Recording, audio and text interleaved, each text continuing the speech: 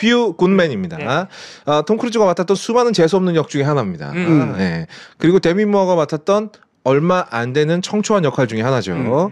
그리고 잭 니콜슨이 맨날 맡는 카리스마 넘치는 악당의 역할을 또 한 번 맡았던 영화이기도 합니다. 보글이 네. 영화 감독이 누군지 알아요? 알 수가 없죠. 이건 나도 기억 안 난다. 되게 유명한 사람이에요. 네. 해리가 셀리를 만났을 때를 만든 로브 라이너 감독이에요. 몰라요. 네. 처음 봬요. 그래요. 앞으로도 모를 것 같네요.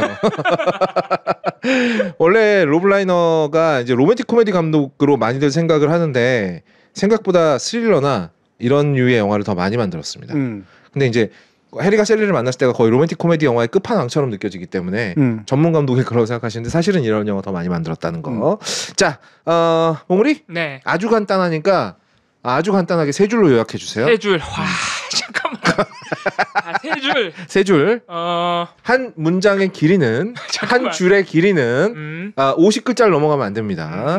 네.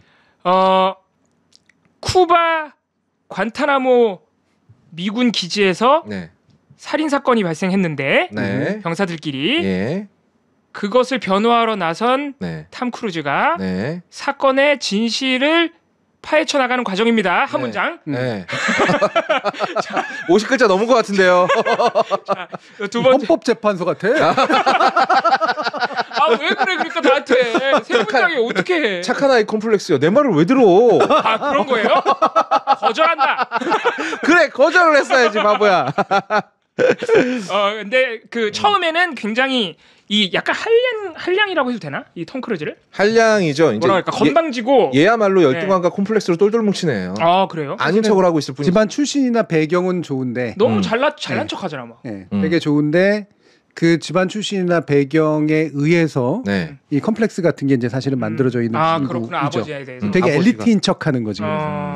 그래서 원래 이 탐 크루즈는 이 사건을 맡게 됐는데 이 영화가 다루는 사건을 맡게 됐을 때 네. 원래는 열심히 하는 변호사가 아닙니다. 군 변호사 중에서. 슬슬 대충 한 사람이에요. 무조건 그 재판 안 가고 협상으로 검사 측과 협상해가지고 대충 뭉개고 형량 좀 깎아서 넘어가는 사람이에요. 한 번도 재판장에 가본 적이 없습니다. 그런데 이 사건을 맡았을 때 하필이면은 이게 굉장히 일단 중대한 사건입니다. 되게 유력한 사령관이라고 해야 되나요? 되게 굉장히 유력한 앞날이 창창한 사령관이 지휘하는 부대에서 벌어진 일이고 일단은. 네. 그리고 하필이면은 이 데미 무어를 만나게 되면서 데미 무어는 굉장히 열심히 하는 변호사이기 때문에 그래서 원래는 열심히 하지 않던 탐 크루즈가 결국엔 뭐라 해야 돼 이거 열심히 해야 된다고 표현해야 되나?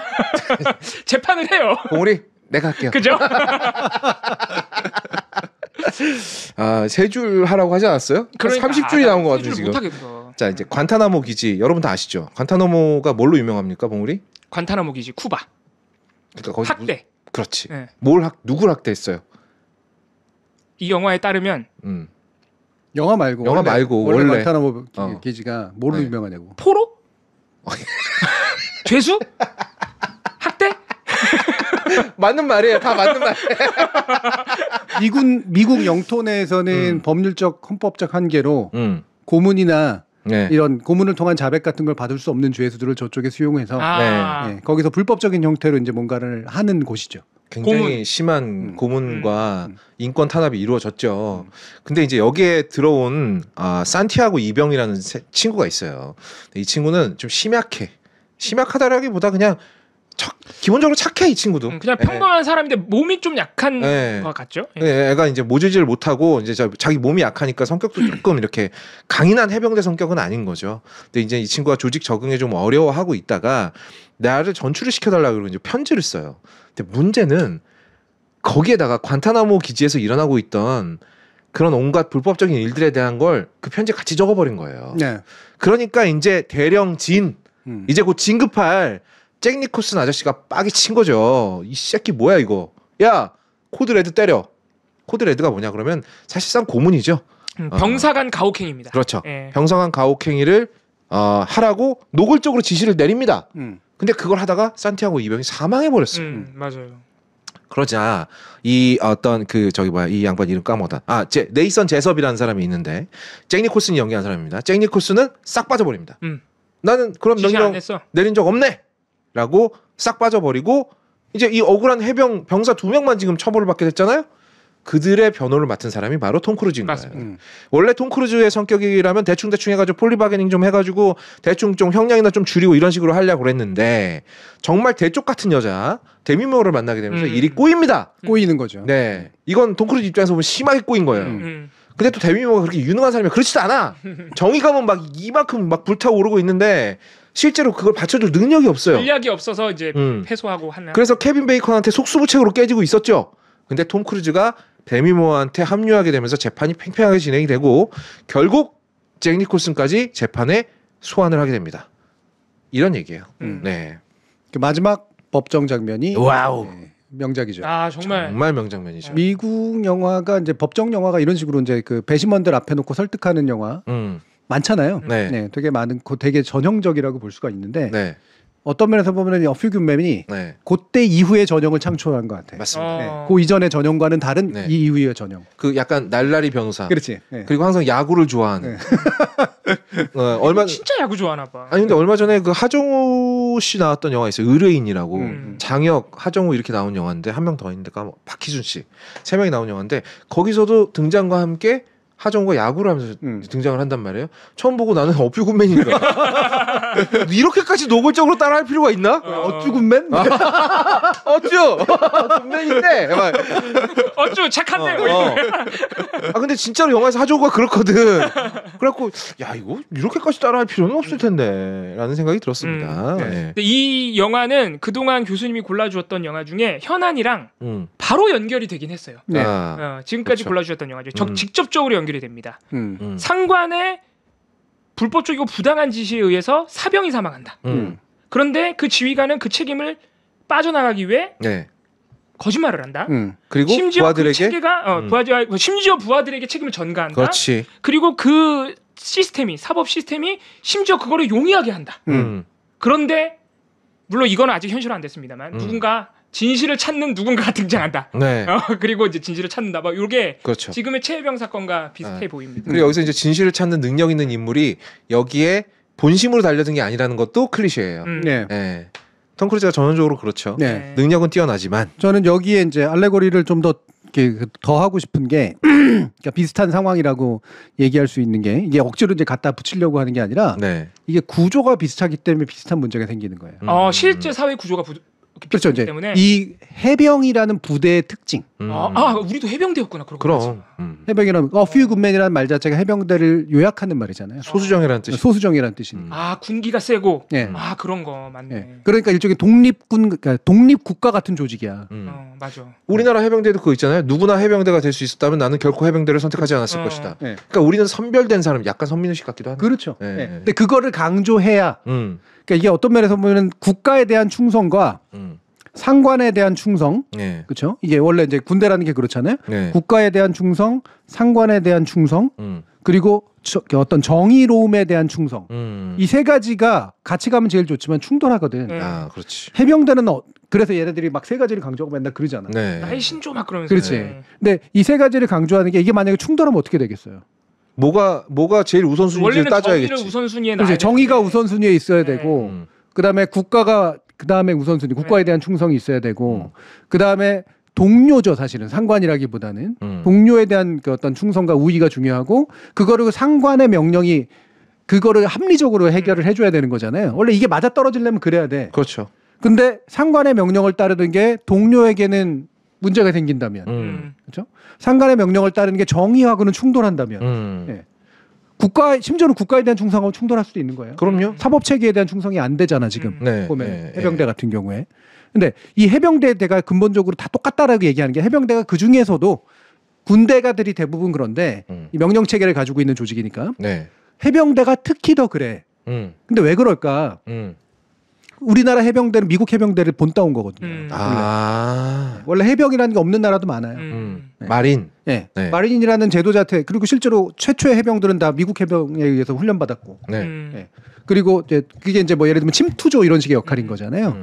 해병대라고 하는 건 해군에 속해 있지 않다. 그래서 해군하고 관련성은 높지만 육군에도 속해 있지 않아.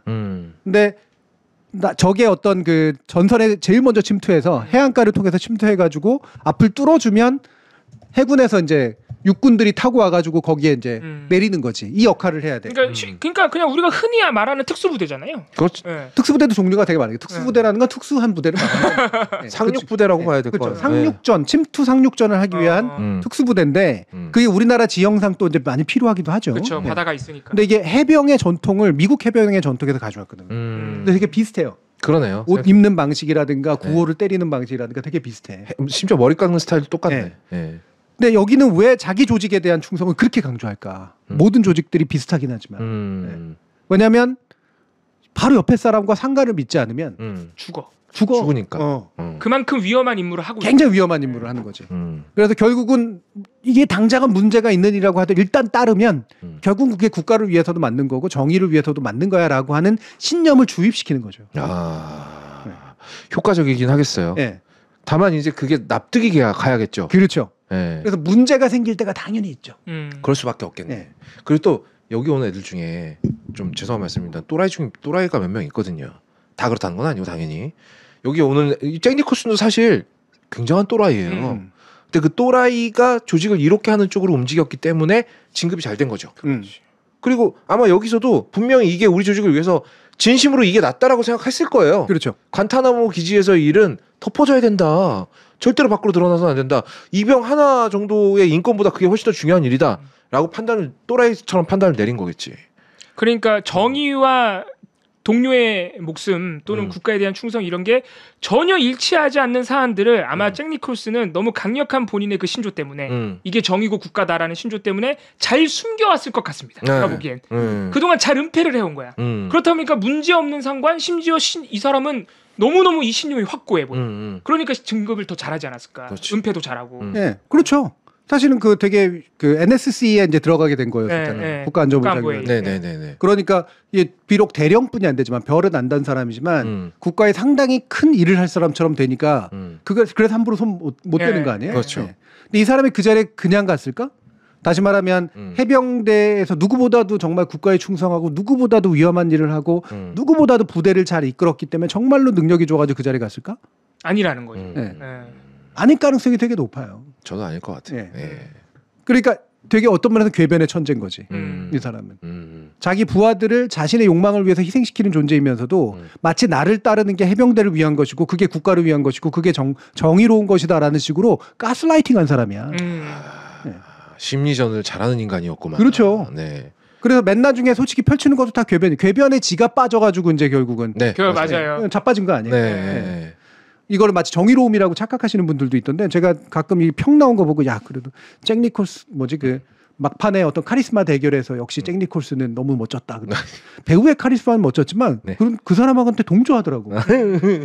나는 과연 이 사람을 못됐다고 얘기할 수 있는가? 못됐다고 얘기해야 돼 제정신이면. 그러니까 나는 이 도덕관념 도대체 어디서 온 걸까 싶더라고요.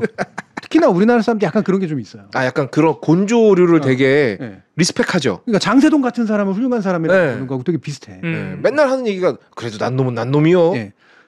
대표적으로 장세동도 나쁜 사람이고요. 그 사람이 무슨 엄청난 충성심으로 그랬겠습니까? 에이. 그걸 대단한 충성이라고 얘기하는 것도 웃기고요. 이를테면 잭 니콜슨의 그 행위, 그리고 지금 임성근을 감싸주고 있는 어떤 행동들, 이런 것들이 사실은 다 본질적으로 동일한 것들이라는 거야. 맞아요. 밑에 있는 자신의 부하들을 희생시켜서 내가 출세하고 싶은 사람들의 가스라이팅이야. 근데 게다가 지금의 우리나라에서 일어나는 일들은 가스라이팅의 수준이 정교하지가 않아. 맞아. 굉장히 급이 떨어지죠. 잭 니콜슨보다 못해. 이 영화의 잭 니콜슨보다. 잭 니콜슨은 그래도 자기 논리에 빠지면 허우적대기라도 하지. 인간적이잖아요. 사실은 그게 허우적대는 이유가 인간적인 것도 있지만 너무 자뻑이 강해서 생긴. 너무 자존심이 셌어. 자존심이라고도 좀 불러주고 싶지 않아. 자뻑이 센 거야. 자뻑이 너무 셌어. 그러니까 내가 원하는 가면이라면 절대 하지 않은 행동이니까 못 하는 거지. 그걸 자꾸 신념이라고 이제 착각하면 안 되는데요. 이런 게 바로 자꾸 이렇게 미화하는 행동들하고 나오는데 제가 권력의 심리학이라는 책을 독서반에서도 읽히고 최초의 월말 강좌에서 이제 소개도 하고 그랬는데 사이코패틱한 존재예요. 사이코패틱한 존재이기 때문에 마치 신념인 것처럼 포장을 잘할 뿐이야. 그리고 궤변론자예요. 그들은 대부분. 굉장히 능합니다. 네. 궤변에. 그런데 그들의 특징이 뭔지 아나요? 자뻑이 되게 강해요. 그리고 그 궤변을 펼칠 때 항상 자기보다 아랫사람한테 펼쳐요. 그렇죠. 그리고 자뻑이 강한 게 매력으로 비쳐. 왜? 우리가 유전적으로 타고난 우리의 진화심리학적인 성과가 뭐냐면 뻥카가 센 놈인데 진짜가 아닐 확률하고 뻥카가 되게 세 보이는데 진짜일 확률이 둘 다 뭔지 잘 모르잖아. 네, 알 수 없죠. 그러면 우리는 뻥카에 좀 끌리는 경향이 있어요. 인간이라는 존재가 원래. 네. 리더, 특히나 리더 중에 가짜 리더인데 뻥카가 센 리더한테 끌리는 경향이라는 게 있습니다. 일단은 따르면 괜찮을 것 같고 이런 게 있어요. 그가 사기로 드러난다고 하더라도 왜 되게 겸손하고 되게 왜 신중하고 뭔가 그런 뻥카가 없어 보이는 사람은 안 믿어지거든. 아 그런 게 좀 사람 심리. 그러니까 이런 거거든. 내가 너를 위해서 아랫사람이 돼줄 테니 내가 믿을 만한 걸 내놔. 그렇지. 뻥카라도 좋아. 좀 줘봐. 그런 심리가 있죠. 그래 내가 눈이 획딱 돌아가지고 충성을 할 거 아니야. 그걸 나중에 검증하는 한이 있어도 일단은 그런 게 보여야 또 믿는 사람 그런 심리가 있거든요. 네, 우리가 무리생물로서 진화해온 우리 안에 남아있는 진화심리학적인 어떤 근거 중에 하나가 이건 많이도 밝혀지기도 한 건데 침팬지 폴리틱스하고도 유사한 내용이 나옵니다. 이게 뭐냐면 육체적으로 건실해 보이는 존재를 잘 쫓아갑니다. 어쩐지 내가 쫓아오는 사람이 뭔가 진짜로 그러니까 남성의 건장한 누군가가 잘 쫓아가져요. 왜냐하면 그게 제가 워리어 킹이라고 불렀던 전투를 잘하는 누군가가 우리를 살릴 가능성이 높거든. 그 사람 옆에 있으면 최소한 죽을 가능성이 많이 줄어드니까. 그걸 리더십이라고 착각해. 지금의 시대에선 그게 리더십이 되면 안 되는데도 그걸 리더십이라고 착각해요. 유전자가 이렇게 강력합니다. 그리고 두 번째 뻥카가 센 사람. 되게 신념이 되게 강해 보이는 사람. 뭔가를 막 확실하게 얘기해 주는 사람한테 우리는 거는 성향이 있어요. 저 사람은 왔다 갔다 하진 않아 최소한 확신이 있으니까. 그리고 저게 맞으면 대박이고 안 맞더라도 어쩔 수 없지 뭐. 근데 막 신중하게 이것도 있고요 저것도 있고 이럴 수도 있고 저럴 수도 있고 에이 뭐야 안 믿어. 그래서 진짜 전문가들한테는 사람이 매력을 못 느끼는 거야. 그 왜 질병학 박사님들 나와가지고 백신을 맞는다고 해서 100% 안전하다는 건 아닙니다. 뭐 막 길게 얘기를 하면 그래서 맞으라는 거야 말라는 거야. 그럼 이제 약간 선동가 같은 사람 한 명 나와가지고 그러니까 닥치고 다들 백신 맞으라고 그러면은 멋있다 이렇게 돼버리는 거예요. 그렇죠. 물론 주저하면서 이렇다 저렇다라고 얘기하는 리더의 요건상으로 안 맞는 건 맞아요. 그래서 전문가가 리더가 되기 어려운데 여전히 그래도 리더에게 필요한 건 결단력이에요. 결단의 핵심은 책임지는 거예요. 당신들이 결단을 못 내리니 결단이 필요하니까 내가 내리겠다. 그리고 내가 결단을 내린 것은 내가 책임지겠다. 요게 핵심이거든. 결단과 책임 두 가지가 밀접하게 연결되면 그건 리더로서의 자격이 됩니다. 현대사회에도. 그런데 이게 뻥카로 대체하는 사람들이 있거든. 자기를 부풀려가지고 한번 믿어주세요. 이걸로 이제 대체해버리는 거예요. 우리는 뻥카와 결단력을 구별을 못해요. 근데 약간 그렇잖아요. 이렇게 능구렁이 같다라는 말이 약간 우리 사회에서 약간 칭찬으로 들리잖아요. 그러니까 이런 거죠. 확 찔러놓고 나중에 아닌 걸로 밝혀졌어. 샥 빠져나가는 거지. 능구렁이처럼. 그럼 이제 하이 참 녀석 그거 참 아주 그냥 능구렁이처럼 잘도 빠져나가네 이러면서 그냥 그거 호감이 유지되는 것 같아요. 희한하게. 말이 틀렸는데 그럼에도 불구하고 믿어보고 싶은 건가요? 그래도 뭐가 있을 거야. 그렇지. 그러니까 본능적으로 이끌리는 게 뭐냐면 그게 우리 생존을 높였기 때문이에요. 지금까지는 허세 부리는 놈들 따라가는 게 그게 차라리 허세 부리는 놈들을 따라가는 게 그렇지 않은 경우보다 우리의 생존을 높여놨기 때문에 우리 유전자는 그게 각인이 돼 있어. 근데 문제는 그게 소규모로 침팬지들처럼 무리해가지고 한 30-40마리 정도 이렇게 살 때 그때 필요한 리더로서의 능력이었지 지금처럼 복잡해진 사회의 리더로서의 능력은 아니거든요. 근데 이게 바뀐 환경은 우리 유전자가 다 따라가지를 못하고 있는 거지. 그래서 그렇게 사기꾼들이 그렇죠. 판을 치는구나. 그래서 이 사람의 잭 니콜슨에 대해서 그래서 미화하지 말라는 게 뭐냐면 잭 니콜슨은 리더십이 있어 보이지만 없진 않겠죠. 카리스마적이니까. 근데 카리스마는 원래 핵심이 뭐냐면 비밀스러운 힘이거든. 정확한 능력이 뭔지 모르겠는데 왠지 멋져. 이거예요. 그리고 그 카리스마적인 힘의 상당 부분은 출생 배경이나 보통 좋은 집안 출신 아니면 외모 아니면은 허풍에서 나와요. 가진 거 없으면 허풍이라도 쳐야지. 그리고 허풍 상당 부분은 허풍이다라고 제가 얘기하는 게 이 사람이 결국 자기 논리가 빠진 게 뭐냐면 내 명령을 들었어야 되는가 애들이 아니면 내 명령을 듣지 않는 애들이 있었어야 하는가. 다시 말하면 내 명령은 힘이 있었어야 되는가 그렇지 않은가의 문제에 내가 논리적으로 꼬여버린 거지. 내 허세를 부리고 싶기 때문에 내 명령이 끝까지 관통했어야 돼를 선택해버린 거야. 그렇죠. 나의 명령을 어기는 사람은 우리 부대 한 명도 없어. 있을 수가 없어. 네. 이렇게 돼버린 거야. 그렇다면 거기서 모순이 시작. 이 친구들이 코드 레드를 한 건 당신이 시켜서 했군요. 당신이 한 말에 말하면 그렇지 않으면은 사람이 죽는다면서요. 명령을 따르지 않으면 사람이 죽는다면서요. 어떻게 된 겁니까? 그래, 내가 시켰다. 그렇죠. 거기서 모순이 발생. 거기서 끝난 거죠. 네. 네. 그리고 우리나라는 문제는 이런 허세조차 없다는 겁니다. 맞아요. 그러니까 제가 느꼈던 게 잭 니콜슨과 당연히 어쩔 수 없이 임성근 전 사단장을 비교하게 되는데 잭 니콜슨은 적어도 그건 있었어요. 나는 명령 안 했어. 확고해. 이게 변한 적이 없어요. 그리고 그 밑에 있는 애도 안 했다 그래. 안 했다. 오히려 피해보는 두 장병만 지금 그 얘기를 해. 명령한 거라고. 그 일관적인 그 명령 안 했다가 있거든요. 근데 임성근 사단장은 그게 명령이 아니라 옆에 여단장이 있길래 내 의견을 얘기한 거야. 뭐 이런 식으로 처음부터 말이 모호해. 명령인지 아닌지도 모호하고. 그건 대통령실도 그래. 네. 접촉한 적 없어. 굳이 말하면 잭 니콜슨이 훨씬 더 머리가 좋게 나쁜 놈이었던 거예요. 그렇죠. 그렇죠. 예. 근데 임성근은 머리가 좋지도 않게 나쁜 놈인 거예요. 네, 그러니까. 나쁜데 머리도 나쁜 거예요. 네. 네. 그 심지어는 부하들한테 전가해요. 최소한 잭 니콜슨은 밑에 부하도 명령 안 하는 게 맞다고 하잖아요. 메시지는 맞잖아.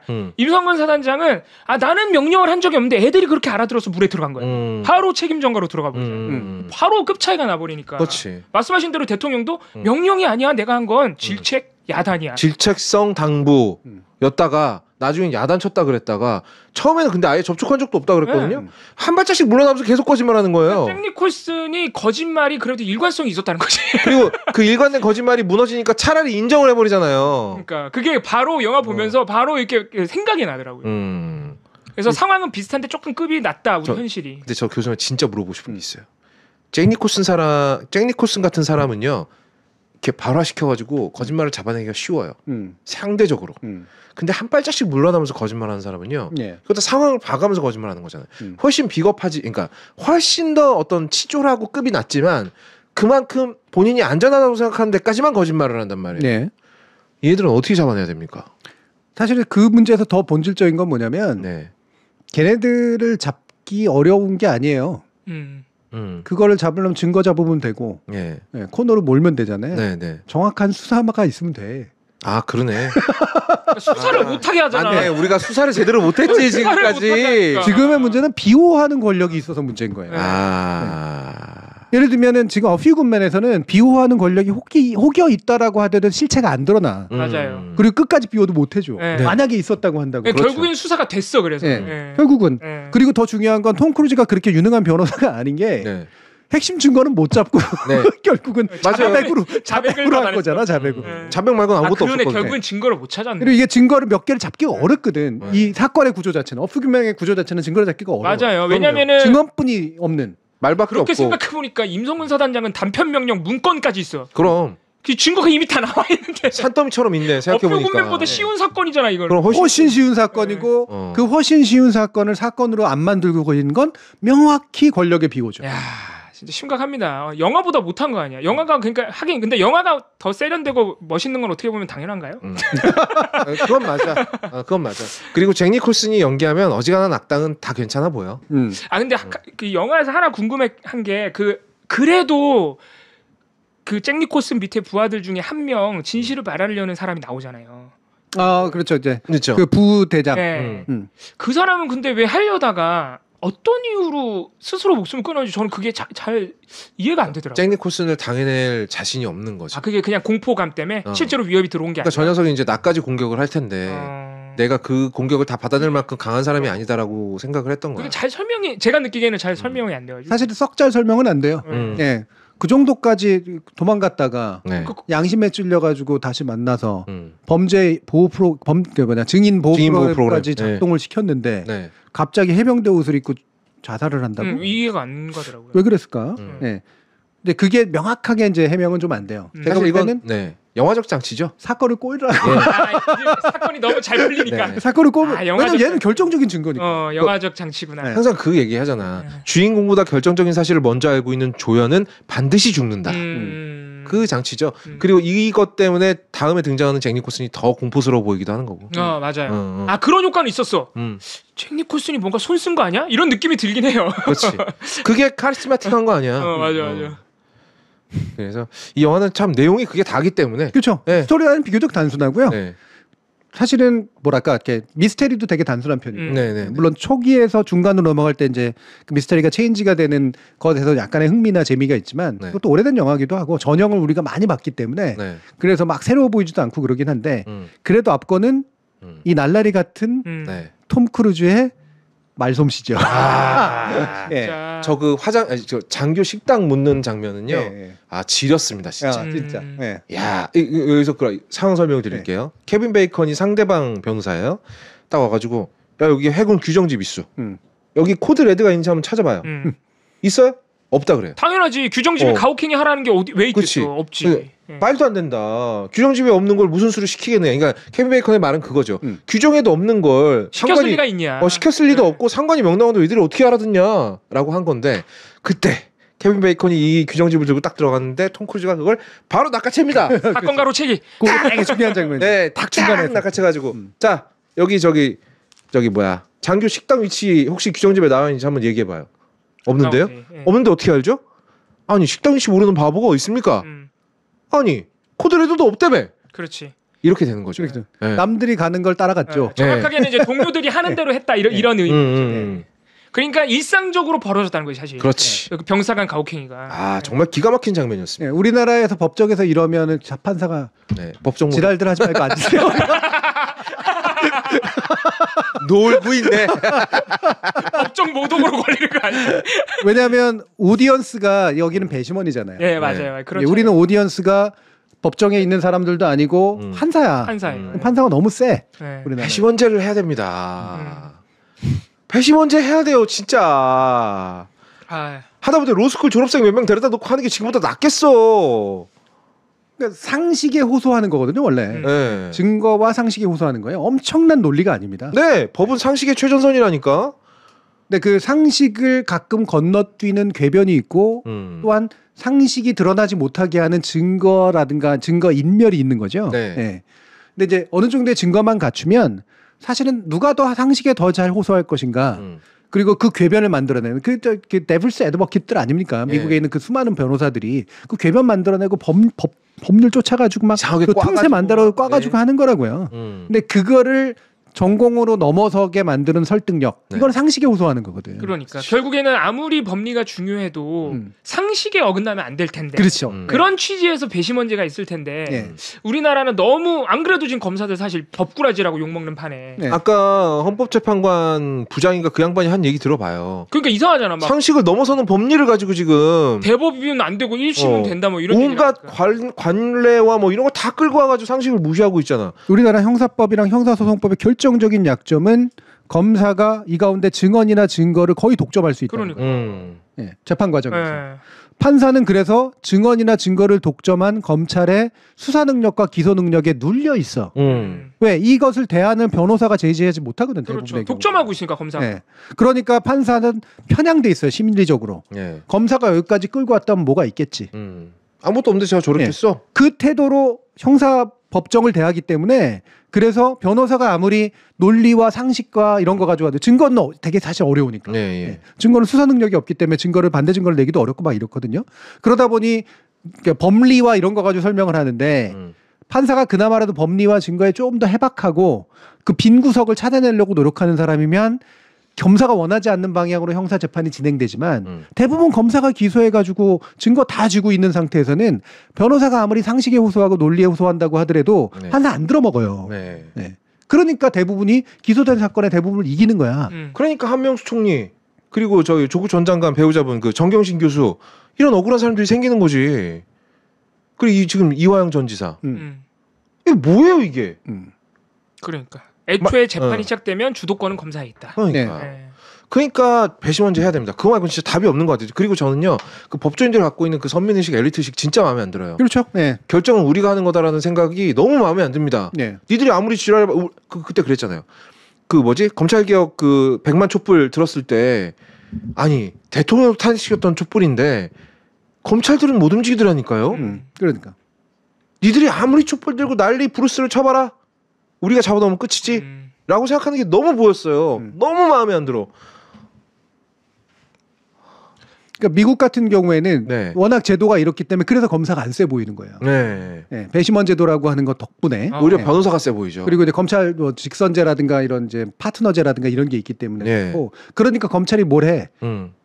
딜을 하잖아. 네. 아 그래서 플리바긴을 하는 거예요. 그 나름대로 제도적인 다 맥락과 이유가 있구나. 그러니까 플리바게닝을 허용해놨구나. 그렇지. 우리나라에서 플리바긴 검찰이 이렇게 생긴데 플리바긴 해보세요. 감히 네. 범죄자 따위가 실제로 이미 플리바긴 하고 있고. 네. 그거를 악용하고 있죠. 그렇죠. 공식적으로 허용이 안 돼 있다 보니까. 내가 잡을 놈을 위해서 증언이나 증거를 조작해낼 수 있거든요. 우리나라 같은데 플리바긴을 허용해버리면. 네. 충분히 가능한 얘기죠. 네, 지금도 악용을 하고 증거를 다 검찰이 들고 있는데 뭐. 네, 너 이거 기소 안 해줄 테니까 얘 찌르게 저거 좀 진술 아니, 좀 제도가 해봐. 어쩌다가 이렇게 불합리하게 굳어진 걸까요? 그건 이제 일본식 제도. 우리 일본이 이제 또 검사가 되게 센 제도. 원래 일본은 우리보다 더 검사가 더 세잖아요. 아무튼 일본이 뭐지? 네.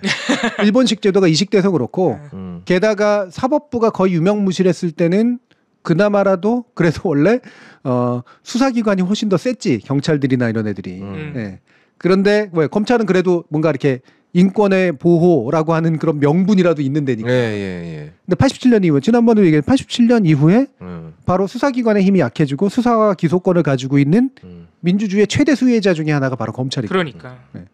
언론과 검찰이 대표적으로 민주화의 최대 수혜자입니다. 그리고 이 둘이 딱 붙어 있는 거지. 그렇죠. 끝까지 권력을 안 놓고 달달하거든. 둘 다 작사를 내야 돼 진짜. 두 분은 어퓨군맨을 굉장히 그러니까 이 영화 나왔을 때도 본 거죠. 네. 톰 크루즈가 젊었을 때 찍은 영화들 중에 명작이 꽤 있어요.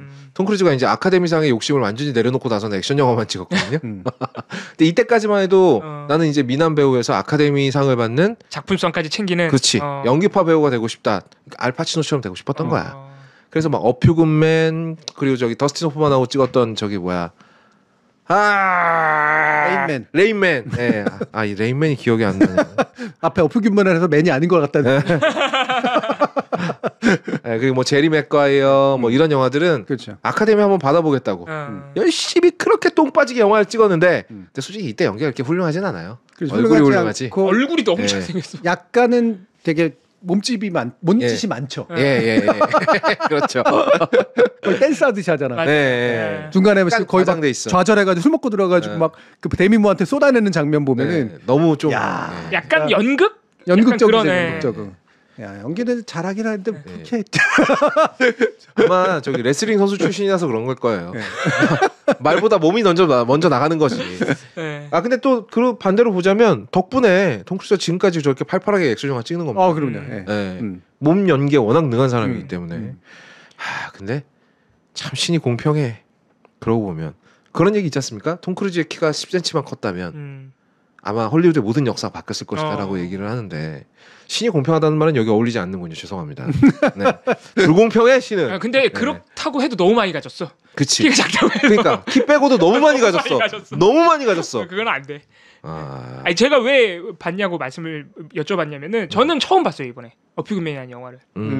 너무너무 충격이었어요. 그래서 왜냐면 아니 현실을 몇 년 전 영화인데 이걸 지금 벌어진 현실을 그려놨을까. 근데 거꾸로 생각해보면 이런 일이 현실에서 벌어진 게 더 웃긴 거지 사실은. 그럼. 충격인 거지. 그래서 되게 충격적이었어요. 아니 그러니까 미국에서는 이런 일 안 벌어질 거 아닙니까? 아니죠. 개연성이 있기 때문에 그 영화 안에 나오는 커티스 벨 사건은 실제로 있었던 사건 아니에요? 네, 그죠. 그러니까 현대 미국 사회에서는 이런 일이 이렇게 우리나라처럼 묻히진 않을 거 아니에요. 그렇진 않습니다. 그러네 또. 그렇진 않습니다. 생각해 보니까 다 똑같구나 결국에. 그렇진 않습니다. 우리가 아예 존재도 모를 수도 있겠네. 네. 다만 미국이 굳이 말하면 장점이 있다는 건 워낙 큰 나라고 워낙 다양한 게 있는 나라라 가지고요. 국가가 죽어라 하고 때려 맞고 망하는 장면도 나오고. 그렇죠. 그런 사례들이 이제 눈에 이제 있는 거지 가끔씩. 대통령이 하야하는 장면도 그렇지 나오고. 대통령이 토크쇼 진행자랑 말싸움하는 장면도 나오고. 우리나라 같은 말도 안 되는 일이긴 하네, 진짜. 그러니까 앞뒤로 꽉 막혔다라는 느낌까지는 안 줘요. 그러면 미국 사회의 특징인데. 제가 그런 느낌을 느꼈나 봐요. 뭔가 그래도 이렇게 뚫고 들어갈 틈은 있어 보이는 거죠.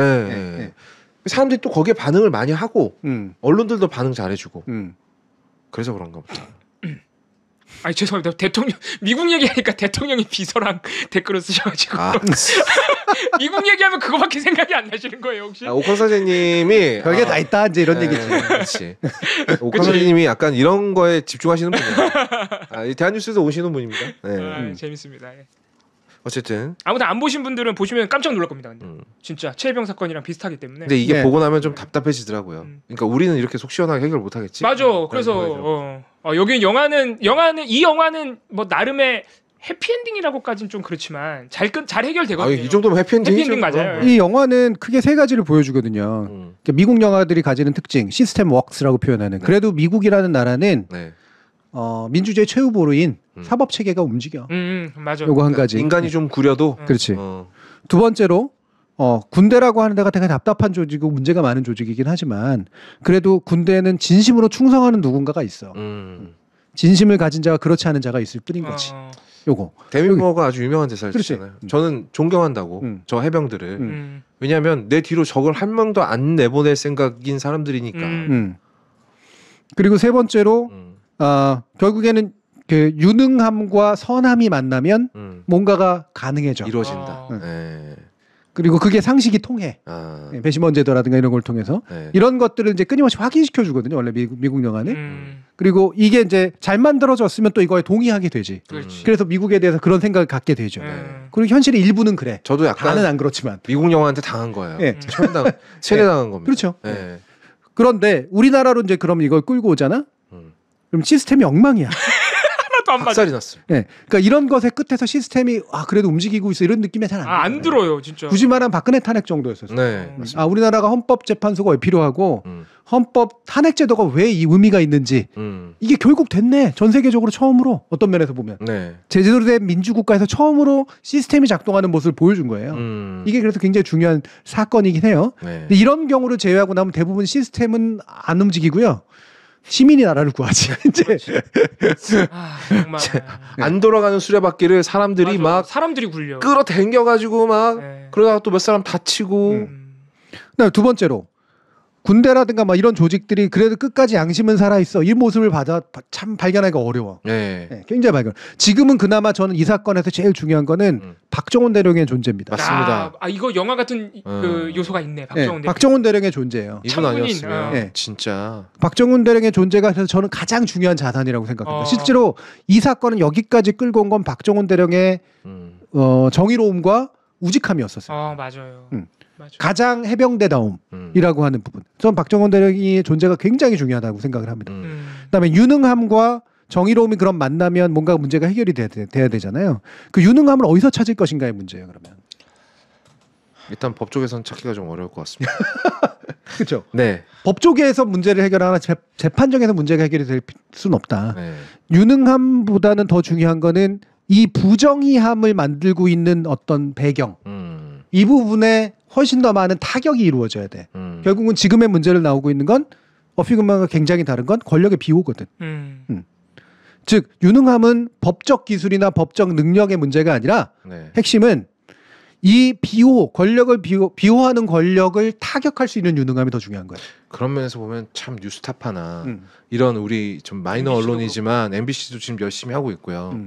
그러니까 진짜 유능함이 정의로움과 만나면 이렇게 뽑아 올리잖아요. 거리들을 계속 만들어내잖아. 덕분에 박정훈 대령도 안 외로울 수 있는 거고요. 그렇죠. 근데 수사를 못하게 막고 있어. 그러니까 그거부터 부숴야 그렇지. 유능하게 싸우든 말든 하지. 그렇지. 유능함을 발휘할 기회를 줘야 될 거 아니야. 아니야. 아예 국가가 그거를 길을 막고 있는데. 지금 특임 검사로 임명되면 지금 날라다닐 사람도 얼마나 많은데.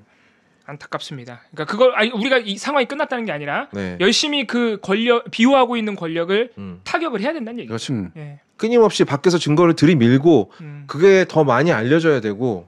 그래서 저는 여러분들 아마 이 생각을 잘 안 하실지 모르고 대부분의 아마 유튜브나 시사평론 쪽에서 이해론 얘기는 안 하는데요.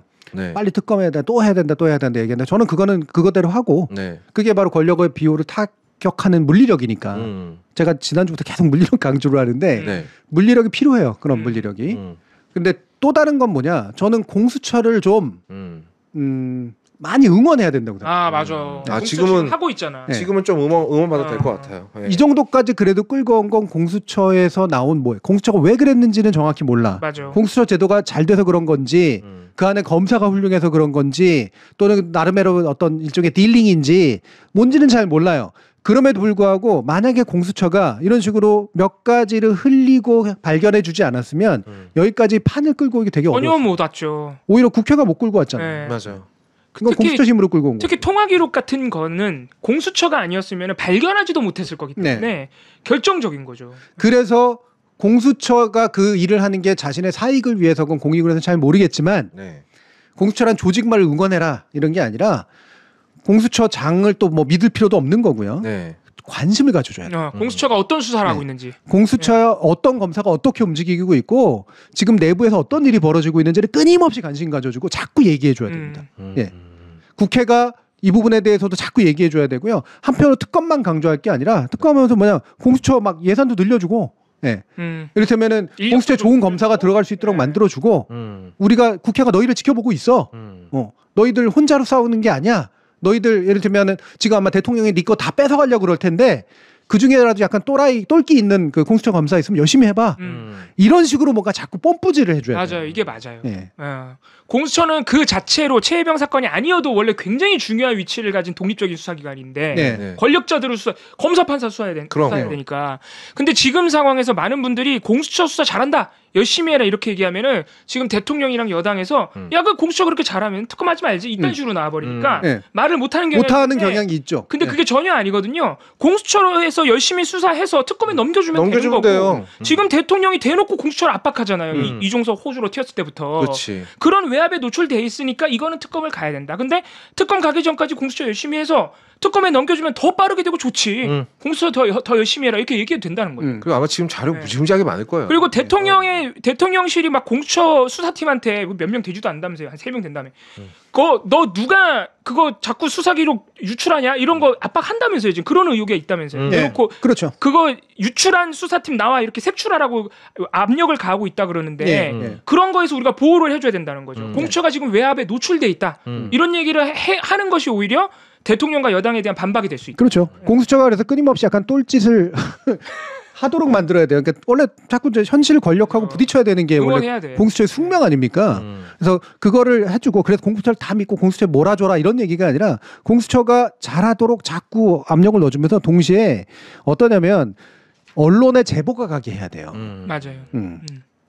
언론에 몇몇 언론에라도 자꾸 양질의 제보가 가도록 만들어줘야 됩니다. 사실 이거는 관련된 사람들이 되게 많으니까 지금까지 온 것도 사실은 언론 몇 개가 단독 터트려져가지고 온 거거든요. 맞습니다.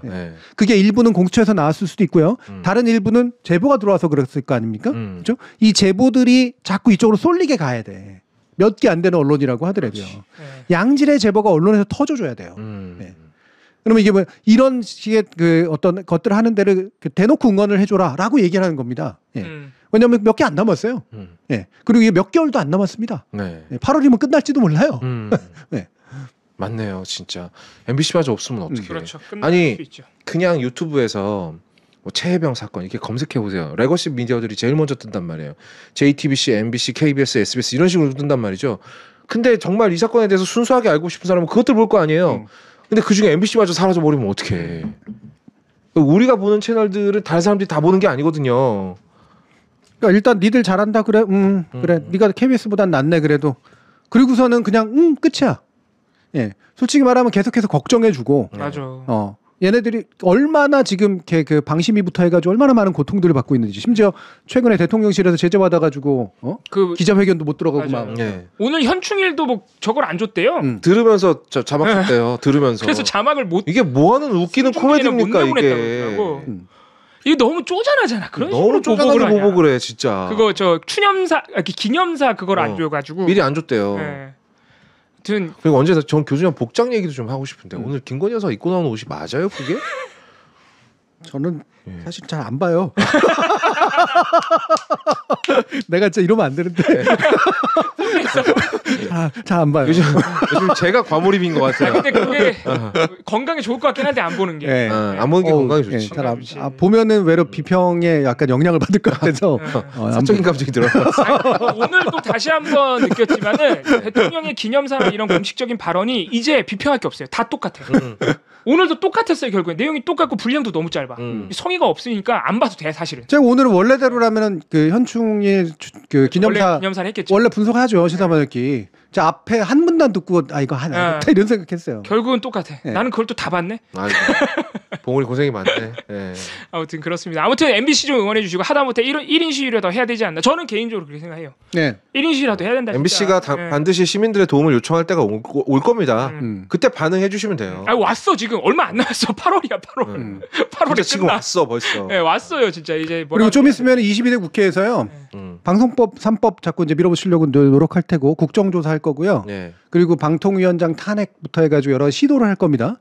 이거 진짜 관심 가지셔야 돼요. 맞아요. 왜냐하면 새로 만들어진 국회에서 그렇게 갈등을 유발할 수 있는 요소를 가지고 방송 관련된 미디어 분야가 이렇게 3대 과제 안에 들어가는 경우가 거의 없어요.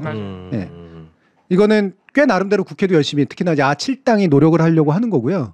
이거에 대해서 우리가 끊임없이 자꾸 우리가 말하는 의제 안에 반드시 방송 관련된 의제나 미디어 의제가 반드시 올라가 있어요. 어디 가서 얘기를 하고 댓글 달고 이러더라고요. 저도 그거에 깜짝 놀랐어요. 이게 야7당이 다 같이 했어요. 방송장악 국정조사와 법 통과를 야7당이 다 했다는 게 굉장히 의미가 있거든요. 이거는 이제 20% 30% 남짓 국민의힘 외에는 다 온 세상 사람들이 싹 다 이게 방송장악이 맞다고 하고 있는 거거든. 심지어 그 이준석마저도 되게 중요한 국면이어서 이제 2개월밖에 안 남았기 때문에 응원해주고 관심해주고 댓글 써주고 해줘야 됩니다. 조회수 좀 많이 올려주시고요. MBC가 무슨 보도하면 다 봐주시고. 네. 그리고 여러분들이 특정 언론사가 내 마음에 드는 보도로 9시 뉴스, 10시 뉴스를 열몇 꼭지를 다 채울 거라고 기대하는 것 자체가 좀 웃긴 일 아니에요? 그럼 여러분들이 윤석열 대통령이야 가능하죠. 수많은 견해들이 있는데 그렇잖아요. 그중에 핵심 줄기가 되는 것에서 내가 동의할 수 있고 충분히 힘이 된다고 생각하면 그걸 지원해 주면 되는 거예요. 네. 이건 너무나 당연한 논리인데 수많은 어른들이 왜 그걸 모르는지 전 이해가 잘 안 가요. 솔직히 말하면. 그렇게까지 단순한가? 그렇게까지 많이 당해서 그런 건 잘 모르겠습니다만. 그리고 또 한 가지. 아까 제가 게으른 분노 얘기했잖아요. 네. 지금 언론사에 있으면서 몇 개 안 되는 언론사만 남아서요. 예를 들면 그 김용진 뉴스타파 대표가 불려가가지고 지금 검찰 소환됐잖아요. 피의자로 소환됐습니다. 맞습니다. 말도 안 되는 거 가지고. 네. 근데 거기 나가가지고 지금 기자들 앞에 기자들이 막 물어보니까 뭐라 그랬어요? 당신들 내가 여기 서 있는 게 맞다고 생각합니까? 네. 지금 나한테 물어볼 게 뭐라고 생각하냐고. 뭐 심정이 어떠십니까? 뭐 무슨 얘기를 하시고 이게 아니라고. 당신이 여기 나올 겁니까? 왜 나와야 합니까?를 사실 물어봐야 되는 거지. 이 자리에 누가 서 있어야 되는가를 당신들이 물어봐야 되는 거라고. 그게 궁금하지 않냐고. 얼마나 용감해요. 맞아요. 여러분들 검찰한테 소환당할 때 그렇게 할 수 있을 것 같으세요? 에이구. 절대 못합니다. 네. 그게 올바른 분노라고. 그게 정의로운 분노고. 여러분들 검찰한테 불려당하기만 해도 오줌 질질 쌀 겁니다. 실제로. 그냥 집으로 그거 날라오기만 해도 100% 장담할 수 있어요. 날라오기만 해도. 그런데 어디 가서 분노는 이상한 데 가서 터뜨리고 있고 그런 거 하는 사람들한테 용기 있다라고 칭찬해주고 그거 똑같이 하진 못해도 그거를 같이 서려고 노력하는 거라도 해줘야지. 맞아요. 지금의 언론이 일부 남은 언론들이 그렇게까지 때려 맞으면서도 편향적이란 얘기를 들으면서까지도 몇 개 안 되는 언론사들이 그걸 하고 있는 거에 대해서 그렇게 냉소해? 맞아. 당신은 뭐가 이렇게 잘나가지고 냉소해요? KBS 지금처럼 장악되기 전에 KBS는 별로지만 이런 식으로. 여러분들의 삶이 그렇게 정의로웠어? 맨날? 다 그냥 쓸데없는데 분노하고 있으면서 정말 그래도 몇 개 안 되는 분노를 애써가지고 만들어내고 있고 자신의 삶이 누군가에 의해서 경각에 처할 때도 있는데 거기에 대해서 냉소를 한다고? 막 공영방송 어차피 필요 없어 뭐 이런 얘기 하지 말자는 거죠. 그런 소리 하는 사람이 진짜 실제로 있긴 지금 있더라고요. 현율님께서 시민은 집회 같은 거 이외에 관심 표현 어떻게 해야 되느냐. 집회 같은 거 가는 게 사실 응원해 주는 겁니다. 그렇습니다. 예를 들어서 김용진 대표 그렇게 검찰 소환될 때 뒤에서 한두 명이라도 더 서주는 것. 그러니까. 그거는 집회 나가는 거 기자회견 나가주는 거랑 똑같거든요. 그런 식으로 도와주는 게 큰 일을 하시는 거기 때문에 그거를 별거라고 생각하시면 안 된다. 별거 아닌 걸로 생각하시면 안 된다. 큰 일 하시는 거니까 가줘야 돼요. 실제로 김용진 대표가 이렇게 출석하고 그러면 같이 가는 분들이 있거든요. 거기 좀 알아봐가지고 같이 가지고 가면 좋은 거예요. 갈 수가 없다. 후원이라도 하세요. 그럼. 네. 그거 나가시는 분들이라면 저는 그분들이 예를 들면은 표출하는 분노 가운데 제가 보기엔 약간 비함적인 요소가 있어서 전 인정합니다. 예, 그거는 진짜로 무서운데도 실천하는 분노거든. 맞아. 게으른 분노가 아니라 분노의 방향이 때로는 좀 잘못될 수 있어도 그 분노의 에너지는 저는 괜찮은 에너지라고 생각해요. 근데 이상한데 분노 쏟고 그러면서 이상한 대부분의 것들을 냉소하고 있고 혼자서는 무슨 정의로운 척? 온라인에 앉아가지고 댓글 달면서 정의로운 척? 그거 진짜 보기 힘든 경우가 많이 있습니다. 방송하는 사람 있을 특히나 저처럼 댓글을 다 보는 사람은 가끔 댓글 물론 이제 우리 해시TV에 오시는 분들의 다수는 그리고 전 다른 방송 얘기한 거예요. 다수는 어떻게 현율님처럼 어떻게 우리가 해야 되나요? 이런 거를 고민하시는 분들이죠. 그리고 냉소하기보다는 실천하려고 노력하시는 분들이고요. 저는 근데 솔직히 말하면 이른바 진보의 유튜브라든가 뭐 수많은 어떤 커뮤니티라든가 이런 데서 오로지 싸구려 분노, 게으른 분노를 누군가한테 쏟아내는 걸로 자신의 정의로움을 대체하고 있는 비겁한 인간들 많이 봤습니다. 네. 제가 그들한테 몰매를 맞을지도 모르지만 저는 그거는 솔직히 말하면 우리나라 민주주의에 도움도 안 된다고 봐요. 교수님이 몰매 맞을 일도 없는 게 그분들은 대부분 방을 벗어나지 않아요. 키보드 앞을 벗어나지 않습니다. 네. 그러니까 분노만큼은 특히 이렇게 사회적이고 정치적 사안에 대한 분노만큼은 한 번은 유보할 필요가 있다. 네. 오늘 분노 얘기를 되게 많이 하네요. 처음부터. 네. 어쩔 수 없어요. 오늘 하루 종일 분노했거든요. 헛소리로 분노하고 말도 안 되는 부조리에 분노하고 시스템이 무너지는 거에 분노하고 선량한 사람들이 끌려가는 거에 분노하고 하루 종일 분노했습니다. 네. 자, 뭐 이제 여기까지 얘기하면 될 것 같고요. 무슨 얘기를 해야 될지. 왜 이렇게 슬퍼졌지? 처참해서 그래. 처참해서 그렇습니다. 네. 그러니까 길게 싸우는 거 말 그대로 지금 어준장님도 얘기하셨듯이 길게 싸우는 거. 맞아요. 길게 싸우려면 분노를 이렇게 자꾸 쓸데없는 데 남발하면 안 돼요. 맞아요. 모았다 터뜨려야지. 네. 모았다 터뜨리고. 네. 그리고 모았다 터뜨릴 때는 정말로 찬란한 일치들이 생깁니다. 저는 시민을 믿어요. 그런 면에서. 역사를 믿고요. 어떨 땐가는 다들 바보 같았었다가도 어느 순간에 너무나 현명해져서 한 방에 쫙 하고 일치되는 그런 순간들이 있어요. 그때 우리의 에너지가 터져나와야지. 네. 그 전까지는 쓸데없는 데 터뜨리지 말고 화가 나대도 약간 참다가 누군가를 옹호해주고 응원해주고 이런 데 더 많은 에너지를 써야죠. 응원할 때들이 얼마나 더 많은데.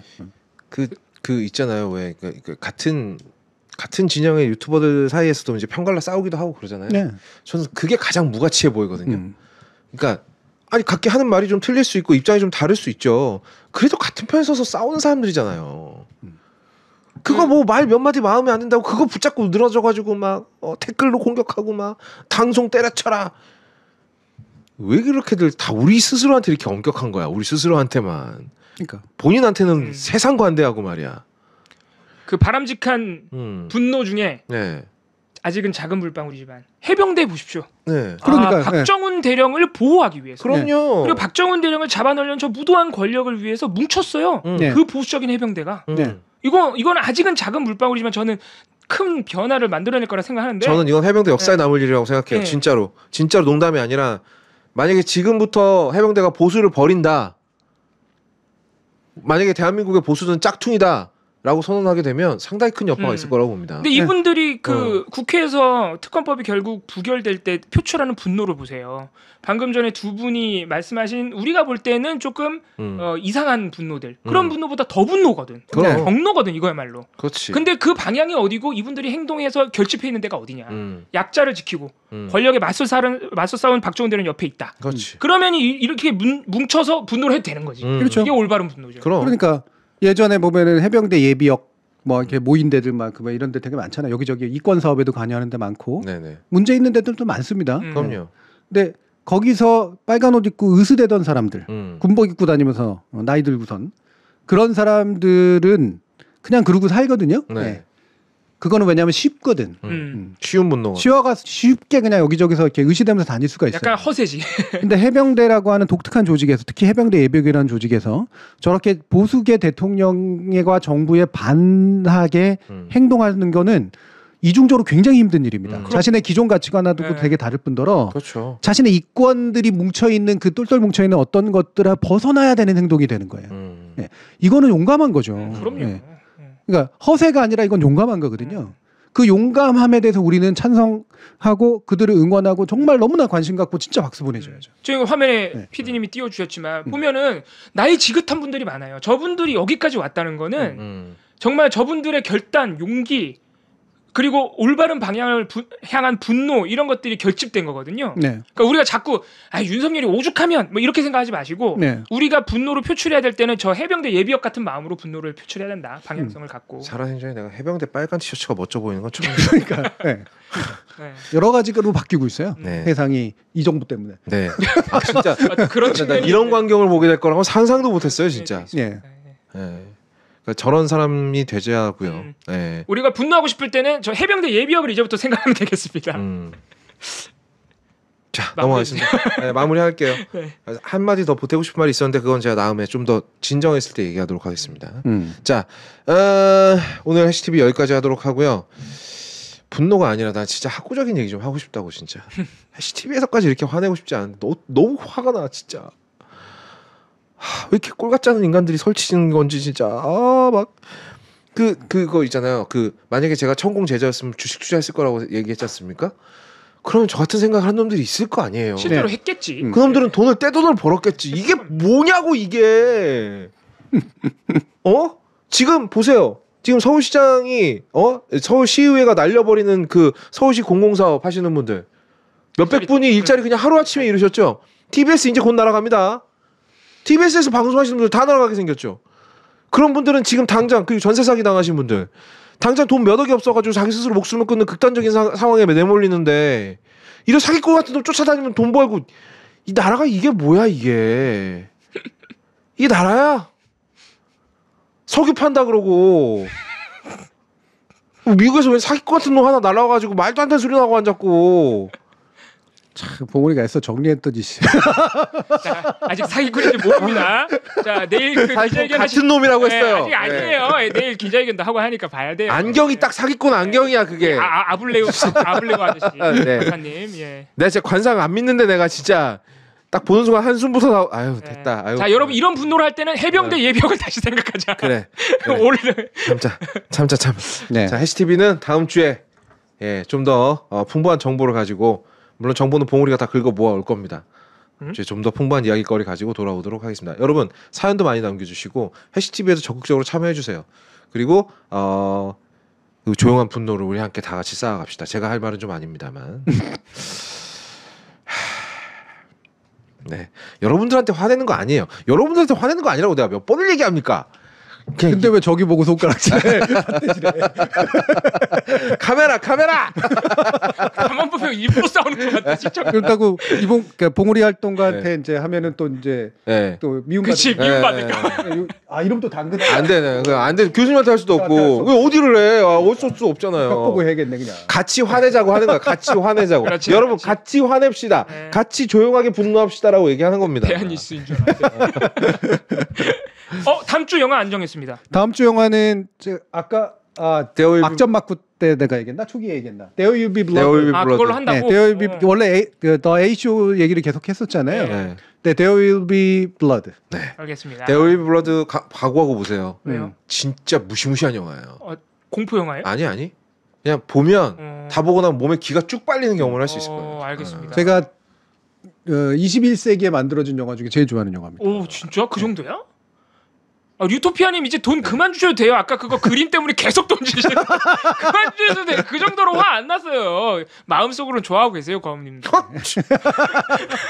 네가 내 속을 어떻게 알아? 그럼요. 이런 거 가지고 분노하지 않아 우리가. 난 그런 게으름 분노하지 않아. 너무 많이 주신다 오늘. 아이고 이게 왜 또 손에 자꾸 힘이 들어가네.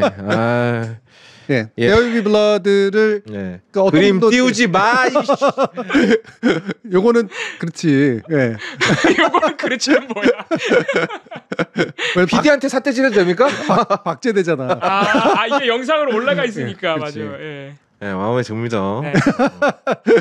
마음에 들어요. 교수님 뭐 말씀하시려고 하셨는데 방금? 아니 There Will Be Blood는 어떤 분이 또 추천도 하셨었고 사실 예전부터도 계속 다루려고 했는데 마침 사실 이번 주에 하면 좋았으나 예. 이번 주에 어플 금맨도 워낙 뭐 할 만한 거기 때문에 다음번에 아마 뭐 이 문제가 또 그래도 조금 더 갈 것 같으니까 예. There Will Be Blood를 통해서 예, 우리의 현실을 한번 살펴보도록 하죠. 알겠습니다. 치킨 먹는데 그림 때문에 비유가 상했대요. 내가 그렸냐고요.